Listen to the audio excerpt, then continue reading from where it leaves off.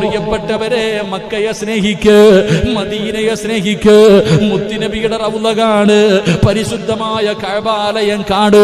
അത് കാണേണ്ട കാഴ്ചയാ. അതിന് ഇബാദത്തിന്റെ കൂലിയുണ്ടെന്ന് നബി മുഹമ്മദ് മുസ്തഫ സല്ലല്ലാഹു അലൈഹി വസല്ലമ തങ്ങൾ പറയുമ്പോ ഒരുപാട് പേര് സദഖ തരുമ്പോഴും പറയുന്ന കാര്യം എന്തെന്നറിയുവോ? ഉസ്താദേ, മരിക്കുന്നതിന് മുമ്പ് ഉംറയ്ക്ക് പോകണം, മരിക്കുന്നതിന് മുമ്പ് ഹജ്ജ് ചെയ്യണം, ദുആ ചെയ്യണം. ജീവിതത്തിലെ ഏറ്റവും വലിയ അഭിലാഷമായി കരുതുന്ന ഒരുപാട് പേരുണ്ട്. അല്ലാഹ്,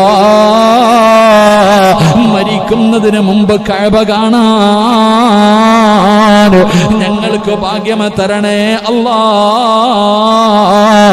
മുത്തുനബിയുടെ റൗള സിയാറത്ത് ചെയ്യാൻ ഭാഗ്യം തരണേ അല്ലാഹ്.